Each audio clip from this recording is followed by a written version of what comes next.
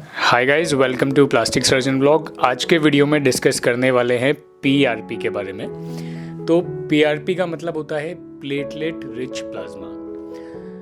अभी सवाल ये आता है कि हाँ, हमने सुना है पीआरपी होता है, लेकिन ये यूज़ कहाँ कहाँ पे होता है। तो यूजेस के बारे में अगर बात करेंगे तो यहाँ पर बहुत सारे यूजेस हैं, मतलब आप काउंट भी नहीं कर सकते, उतने सारे ऑथेंटिक यूजेस हैं।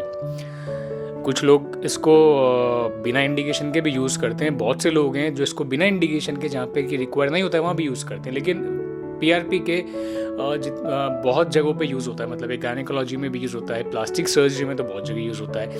अच्छा, मेरे पर्सनल एक्सपीरियंस से मैंने कहाँ कहाँ पे यूज़ करा है तो मैं बताता हूँ कि मैंने बालों के लिए इसको बहुत यूज़ करा है। पेशेंट्स के अंदर जिनके अंदर की हेयर फॉल होता है या गंजापन होता है, उसके अंदर बहुत अच्छे रिजल्ट हैं इसके अंदर। इसके बाद में फिर मैंने फेस के ऊपर इसको यूज़ करा है। जिन पेशेंट्स के अंदर रिंकल्स होते हैं, जिनको फेस में रीजुनेशन कराना होता है, उसमें यूज़ करा है। इसी के साथ में वूंड के ऊपर मैंने यूज़ करा है इसके ऊपर, जिनके जख्म होते हैं पुराने, वो भरते नहीं, और वो तो आप लोगों ने वीडियो देख भी लिया होगा, पुराना वीडियो, उसके अंदर मैंने पूरा डेमोन्स्ट्रेशन भी दिया था। एनीवेज, यहाँ पर हम लोग ये बात करेंगे कि बाकी लोग क्या करते हैं और उन्हें क्या नहीं करना चाहिए पीआरपी के केसेस के अंदर। तो देखते हैं पीआरपी बनता कैसे। अभी पीआरपी वर्ड को आप देखोगे तो इसमें वर्ड में तीन चीज़ें होती है। प्लेटलेट रिच प्लाज्मा, मतलब कि आपका जो प्लाज्मा है उसमें प्लेटलेट को बहुत ज़्यादा रिच कर देते हैं, उसको प्लेटलेट से भर देते हैं, मतलब अमीर बना देते हैं। तो वो सोल्यूशन को हम लोग बोलते हैं प्लेटलेट रिच प्लाज्मा। नॉर्मली आपके ब्लड या आपके प्लाज्मा के अंदर प्लेटलेट जो होती है वो 1 ml के अंदर 1.5 लाख से 3 लाख के बीच में होती है। लेकिन अगर उसी प्लेटलेट को आप कुछ मशीन से या कुछ प्रोसेस से बहुत ज़्यादा कंसंट्रेट कर दोगे तो वो सोल्यूशन जो होता है वो पीआरपी बन जाता है। डेफिनेशन से अगर हम लोग जाएंगे तो डेफिनेशन वाइज तो ये होता है कि आपकी जो फाइनल सोल्यूशन बनता है पीआरपी का, उसके अंदर कंसंट्रेशन जो होती है प्लेटलेट की वो 10 लाख पर ml होनी चाहिए। अगर वो कंसंट्रेशन है तो फिर आपका सोल्यूशन पीआरपी सोल्यूशन कहलाता है, और ये जो सोल्यूशन होता है वो आपको एकदम एक्सीलेंट रिजल्ट देगा। बनाते कैसे, प्रोसेस को मैं फटाफट से आपको बताता हूँ। तो सबसे पहले आपको पेशेंट का ब्लड लेना पड़ता है। पेशेंट का जो होल ब्लड होता है वो आपको एक सिरिंज के अंदर लेना पड़ता है। ये वीडियो जो मैं आपको दिखा रहा हूँ ये मैंने 2016-17 के अंदर रिकॉर्ड करे थे, क्योंकि मुझे अपनी प्लास्टिक सर्जन्स की नेशनल कॉन्फ्रेंस में अपना जो वर्क करा था मैंने पेशेंट के जख्म के ऊपर, जो कि 2-2, 4-4, 5-5 साल के जख्म थे, उभर नहीं रहे थे, और मैंने सोल्यूशन को यूज़ करके वो कर दिया। तो उस टाइम पे रिकॉर्ड करे थे। ये मेरे गूगल फोटोज़ के अंदर सिंक्रोनाइज हो गए थे, तो मुझे मिले, तो मैंने कहा चलो आप लोगों से वीडियो के थ्रू डिस्कस करता हूँ। ये वीडियो मैंने बनाया था नायर हॉस्पिटल के अंदर, जहाँ पे कि मैं एमसीएच कर रहा था अपनी। एनीवेज, तो सबसे पहले हम लोग पेशेंट का ब्लड लेते हैं। अब सवाल ये आता है कि ब्लड के साथ में कुछ एंटीकोगुलेंट भी तो लेना पड़ेगा। तो एंटीकोगुलेंट कौन सा लें? तो देखिए, अगर आप पीआरपी इस बॉटल के अंदर बनाएंगे, जो कि मैं दिखा रहा हूँ टेस्ट ट्यूब्स के अंदर, जो कि मार्केट के अंदर मिलती है और जो हम लोग डायग्नोसिस में यूज़ भी करते हैं, तो आपका सोल्यूशन पीआरपी सोल्यूशन नहीं कहलाएगा। रीज़न क्या? इसके अंदर भी एंटीकोगुलेंट होता है, और वो होता है ईडीटी है या फिर साइट्रेट। तो ये जो ईडीटी होता है एंटीकोगुलेंट, ये जो होता है ये प्लेटलेट की जो दीवार होती है उसको डैमेज करता है, और ये प्लेटलेट को डीग्रेन्युलेट कर देता है। तो इससे क्या होता है कि पीआरपी बनने से पहले आपकी प्लेटलेट जो होती है वो उसके ग्रेन्यूल्स या जो ग्रोथ प्रोडक्ट होते हैं उनको बाहर निकाल देती है, और फिर जो आपका पर्पस होता है वो वहीं पे ही ख़त्म हो जाता है। तो सबसे बड़ी गलती जो प्रैक्टिशनर या डॉक्टर लोग करते हैं, मैं ये इसलिए बोल रहा हूँ कि मैंने देखा है डॉक्टर लोगों को ये पीआरपी टेस्ट ट्यूब के अंदर बनाते हुए, ये नहीं करना चाहिए। ये हम लोग डायग्नोस्टिक पर्पस के लिए यूज़ करते हैं, मतलब जहाँ पे कि हमको प्लेटलेट काउंट देखना है, प्लेटलेट की मॉर्फोलॉजी देखनी है, तो हम लोग वहाँ पे ये यूज़ कर सकते हैं ये टेस्ट ट्यूब्स। लेकिन अगर आप थेरेप्यूटिक पर्पस से यूज़ कर रहे हैं, जैसे कि पीआरपी वगैरह में, तो वहाँ पर ये टेस्ट ट्यूब यूज़ मत करो। तो दूसरा सवाल आता है कि यार, अगर ये टेस्ट ट्यूब यूज़ नहीं करेंगे तो ब्लड तो फिर क्लॉट हो जाएगा, और क्लॉट ब्लड के अंदर क्या होता है कि क्लॉट जो होता है वो प्लेटलेट को भी अपने अंदर बांध लेता है, तो फिर तो पीआरपी वैसे नहीं बन पाएगा। तो फिर एंटीकोगुलेंट क्या यूज़ करना है? तो नंबर 1 एंटीकोगुलेंट जो होता है पीआरपी के लिए वो होता है ACD, एसिड साइट्रेट डेक्सट्रोज। ये आपको जो जिसको बोलते हैं कि बड़ी जो फार्मा कंपनीज होती है, आप उनसे कांटेक्ट कर रही है और वो आपको प्रोवाइड कर देंगे एसिडी सोल्यूशन। ये कुछ 50 ml का सोल्यूशन जो होता है वो 3000 के आसपास का आता है। अच्छा, एसिडी सोल्यूशन अगर नहीं मिल पाता है आपको तो सेकंड अल्टरनेटिव तो कुछ होगा ना। तो हाँ, सेकंड अल्टरनेटिव होता है CPDA। अभी CPDA जो होता है ये ब्लड बैंक के अंदर मिलता है। ब्लड बैंक के अंदर जो ब्लड कलेक्शन बैग्स होते हैं, जहाँ पे कि आप अपना ब्लड डोनेट करते हो, तो जो बैग्स होते हैं उसके अंदर जो पीला पीला सोल्यूशन होता है वो CPDA सोल्यूशन होता है। तो अगर आपको एसिडी नहीं मिलता है तो आप वो भी यूज़ कर सकते हैं। मैं यहाँ पे इसलिए बता रहा हूँ क्योंकि मैंने बहुत एक्सटेंसिव रिसर्च करा था 2016-17 में, उसके बाद ही फिर मैंने अपना प्रेजेंटेशन वहाँ पे नेशनल कॉन्फ्रेंस में करा था। तो आप सेकंड जो होता है, अगर एसीडी नहीं मिलता तो आप सीपीडीए भी यूज़ कर सकते हो। मैंने भी इनिशियली अपने पेशेंट्स के अंदर सीपीडीए यूज़ करा था और बहुत अच्छा रिजल्ट आया, तो फिर मैंने एसीडी भी मंगवा लिया कंपनी से। अच्छा, अभी सीपीडीए या एसीडी कितना लेना होता है, ये सेकंड क्वेश्चन आता है। तो जनरली हम लोगों को, अगर हम लोग 10 ml ब्लड ले रहे हैं तो हम लोगों को 0.9 ml के आसपास का ये एंटीकोगुलेंट लेना होता है। तो यहाँ पर मैंने क्या करा है, मैंने पेशेंट एक 50 ml की सिरिंज ली है और उस 50 ml की सिरिंज में मैंने टारगेट रखा है कि मैं पेशेंट का 30 ml ब्लड जो होगा वो विड्रॉ करूँगा। तो इसीलिए फिर मैंने 2.7 ml के आसपास एंटीकोगुलेंट इसके अंदर ले लिया था पहले से ही। और लेने के बाद में फिर मैंने पेशेंट का मीडियल क्यूबाइडल वेन जो होता है अपनी एल्बो के यहाँ से, वहाँ से ब्लड निकाला 30 ml 50 ml की सिरिंज में। निकालने के बाद में उसको अच्छी तरह से शेक कर लिया ताकि जो एंटीकोगुलेंट है उसके अंदर मिक्स हो जाए, वरना क्या होता है अंदर कई बार मशीन के अंदर ही क्लॉट बन जाता है, और क्लॉट बनना मतलब तो प्लेटलेट सारी आपकी क्लॉट के अंदर ही फंस जाएगी, तो आपको पीआरपी मिलेगा ही नहीं। तो ये मिक्स कर लिया। मिक्स करने के बाद में फिर हम लोग इसके लिए स्पेशल टेस्ट ट्यूब्स होती है, वो होती है फाल्कन टेस्ट ट्यूब, वो 15 ml की टेस्ट ट्यूब्स होती है और उनका बॉटम जो होता है वो कॉनिकल बॉटम होता है। तो उस फाल्कन टेस्ट ट्यूब्स के अंदर ये जो 30 ml 32 33 के आसपास सोल्यूशन बन जाता है, इसको मैंने 4 टेस्ट ट्यूब में इक्वल अमाउंट में डिवाइड कर दिया है, भर के डाल दिया है। तो अभी जो ये ब्लड है, ये ब्लड क्लॉट नहीं होगा क्योंकि इसके अंदर हम लोगों ने एंटीकोगुलेंट जो होता है वो मिक्स कर दिया है। अब इसको हम लोग स्पेशल सेंट्रीफ्यूज मशीन में रखेंगे जो कि जिसके अंदर की रीडिंग जो होती है डिजिटल होती है। अभी यहाँ पर भी सेकंड जो पॉइंट आता है वो बहुत इंपॉर्टेंट होता है कि भाई कितनी रीडिंग रखना है, क्या रखना है। तो यार ये तो आपको पहले कैलकुलेट करके देखना पड़ेगा, आपकी मशीन कौन सी, मशीन का डायमीटर अंदर वाला कितना है, उसको आपको एक फार्मूला होता है जिसमें कि हम लोग पेशेंट मशीन का ग्रेविटेशनल फोर्स निकालते हैं, वो आपको रख के देखना पड़ेगा। मैं जो स्टैंडर्ड मशीन यूज़ करता था उसके अंदर मैं जनरली फर्स्ट स्पिन जो होता था वो 5 मिनट का रखता था और उसको 1200 to 1400 रोटेशन या RPM के ऊपर रखता था मैं। तो ये टेस्ट ट्यूब मैंने इक्वली डिस्ट्रीब्यूट कर दी है। ध्यान रखिए आपको ये इक्वली डिस्ट्रीब्यूट करना होता है, ऐसा नहीं होना कि एक साइड में सारी टेस्ट ट्यूब लगा दो। सारी टेस्ट ट्यूब को इक्वली डिस्ट्रीब्यूट, मतलब अगर 8 का वो बॉक्स है तो आपको 4 एक गैप छोड़ के चारों लगानी है, तो इनके ऊपर प्रॉपर फोर्स लगेगा। इसको लगा दिया, फर्स्ट स्पिन स्टार्ट कर दिया। फर्स्ट स्पिन मतलब 5 मिनट के लिए मशीन को 1200 से 1400 तक रोटेशन पर मिनट पे स्टार्ट कर दिया। अब क्या होता है, जब ये फोर्स लगता है, ग्रेविटेशनल फोर्स और सेंट्रीफ्यूगल फोर्स लगता है, तो इससे क्या होता है कि ब्लड जो होता है वो उसकी कंपोनेंट होता है वो सेपरेट होने लगते हैं। जैसे कि ऊपर की साइड में प्लाज्मा पहुंच जाता है, नीचे की साइड में आरबीसीज पहुंच जाती है और बीच में बफी कोट लेयर होती है जिसमें कि प्लेटलेट्स बहुत ज़्यादा कंसंट्रेशन में होती है। अब जो सबसे ट्रिकी पॉइंट आता है वो ये आता है कि भाई इसमें से प्लाज्मा और बफी कोट को निकालना है, वो कैसे निकालें। तो जनरली अगर आप पतली सी सिरिंज यूज़ करेंगे तो प्लेटलेट जब भी किसी पतले रास्ते से निकलती है या प्रेशर से निकलती है तो वो डीग्रेन्युलेट हो जाती है और वो उसके जो ग्रेन्यूल्स है वो वहीं पे निकाल देगी,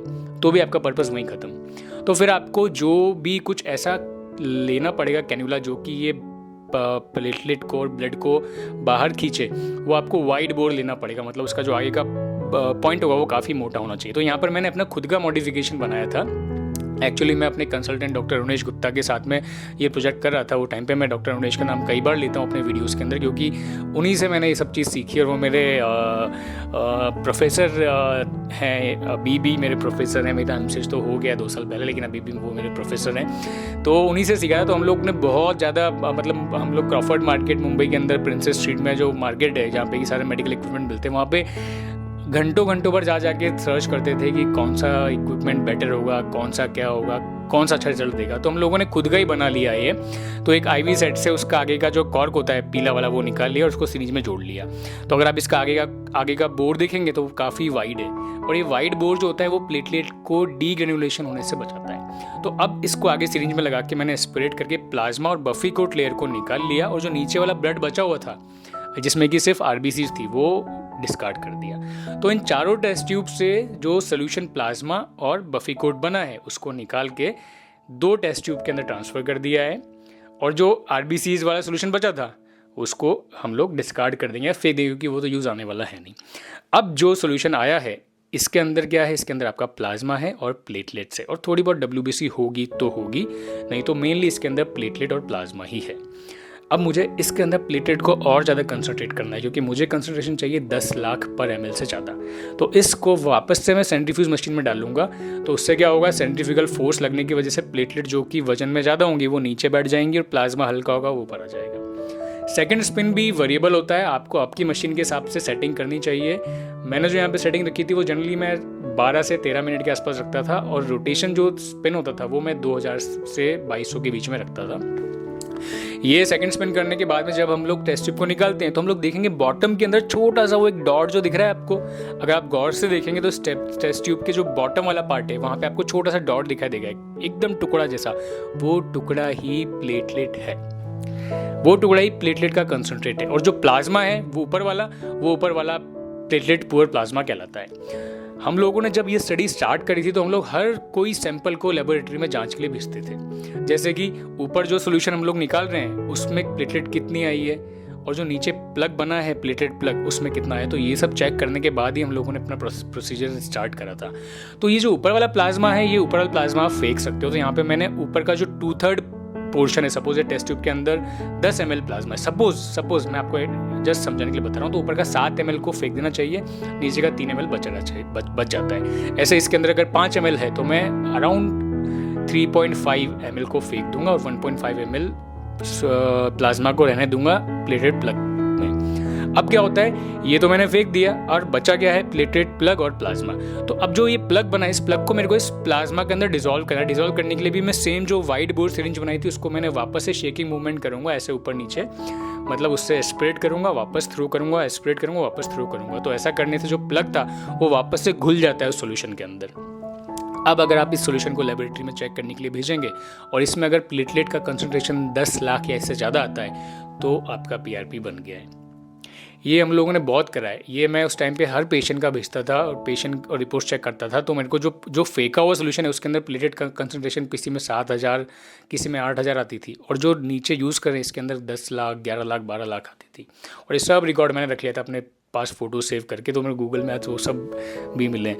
एनीवेज, तो ये सोल्यूशन रेडी हो जाता है। जो आपका शेक करने के बाद बनता है ये होता है PRP। अब इस सोल्यूशन को मैंने जो कॉन्फ्रेंस में प्रेजेंट करा था वो करा था वूंड के ऊपर। तो उसको हम लोग वूंड के अंदर देते हैं, जैसे कि डायबिटिक पेशेंट के अंदर वूंड नहीं भर रहा है, तो वो सब तो मैं यहाँ डिस्कस नहीं कर रहा हूँ। आप वीडियो बनाए हुए हैं। मैंने हेयर के ऊपर PRP देते हुए बनाया हुआ है, और वूंड्स के ऊपर तो बहुत सारे केसेस करें, मतलब n number of the cases करें, तो मैं काउंट ही नहीं कर सकता। और यहाँ पे भी अभी कर ही रहा हूँ वो सब केसेस। फेस के ऊपर भी केसेस करें, बट पेशेंट जो थे वो जो थे नॉन पर्सनालिटी थी, तो उन लोगों को उन्होंने बोला है कि हम लोग को रिवील नहीं करनी अपनी आइडेंटिटी, तो मैं आपको फेस वाले पेशेंट तो डेफिनेटली नहीं दिखा सकता हूँ। लेकिन हाँ, ये सब मैंने करा है। अच्छा, ये सब करने का रिजल्ट जो आता है वो कितने टाइम तक रहता है, ये भी क्वेश्चंस लोगों का होता है। तो देखिए, प्लेटलेट जो होता है वो ग्रोथ फैक्टर को रिलीज़ करता है। अगर बालों की बात करूँ मैं, तो बालों के अंदर आपको हर 21 दिन के अंदर एक साइकिल लेना होता है PRP का, और वो जो साइकिल होता है वो अराउंड 21 दिन से 1 महीने के बीच में ले लो, और आप 4-5 साइकिल लेंगे तो आपको रिजल्ट दिखने मिल जाएंगे। जैसे कि जब आप बालों को ऐसे प्लग करते हो आपके, तो आपको बाल टूटने कम दिखाई देंगे। जब आप वॉश करोगे अपने बाल और टॉवल से रब करोगे तो आपको टूटने कम दिखाई देंगे। कुछ लोगों को उस जगह पे नए बाल दिखाई पड़ते हैं, क्योंकि वो जो लेन्यूगो हेयर्स या बहुत पतले वाले हेयर्स होते हैं जो कि वीक हो जाते हैं, उनको ये स्ट्रॉन्ग कर देता है ग्रोथ फैक्टर्स।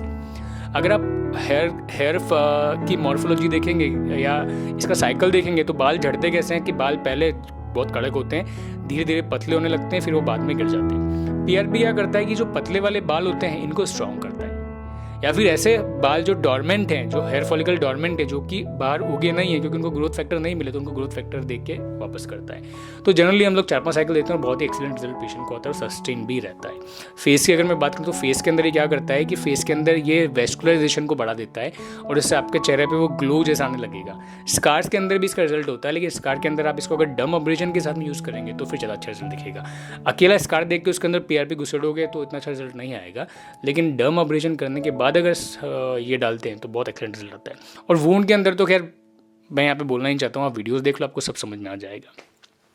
अच्छा, ये वीडियो जो है, ये वीडियो मैं डेडिकेट करूँगा अपने टीचर को, डॉक्टर अरुणेश गुप्ता को, जिनसे कि मैंने बहुत कुछ सीखा लाइफ के अंदर।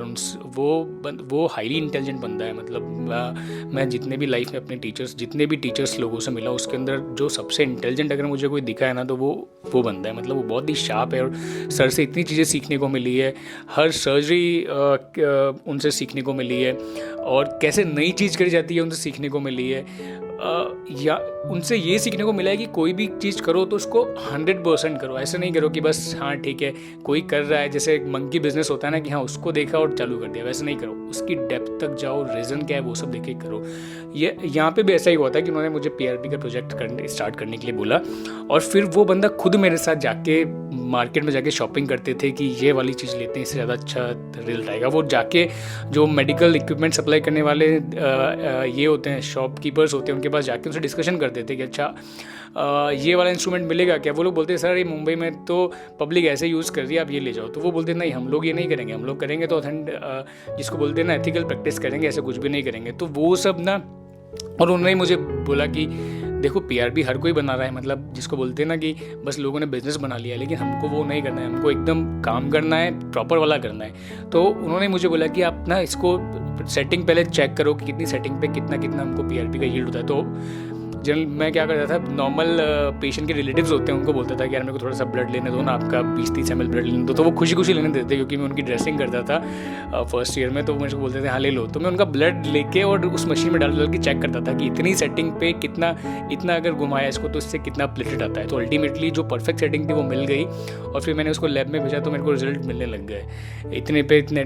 तो ये सब मेरे को डॉक्टर अरुणेश ने सिखाया। उनका भी एक यूट्यूब का पेज है, मैं आपको यहाँ पे बता रहा हूँ, डॉक्टर अरुणेश गुप्ता नाम से आप सर्च करो तो वो वहाँ पे वो डिटेल्ड वीडियो डालते हैं लोगों के अंडरस्टैंडिंग के लिए। और वो मेरे प्रोफेसर सर, मैं आपको बहुत थैंक यू बोलता हूँ, आपने मुझे ये चीज़ सिखाई है। So thank you very much. और आप सभी को आपकी कुछ क्वेरी है तो आप इंस्टाग्राम पे जाके मुझसे कनेक्ट कर सकते हैं। इंस्टाग्राम की ID भी प्लास्टिक सर्जन ब्लॉग ही है, और वहाँ पे आप कुछ क्वेरी है तो आप वहाँ डायरेक्टली कंसल्ट कर सकते हैं। Thanks for watching, bye bye.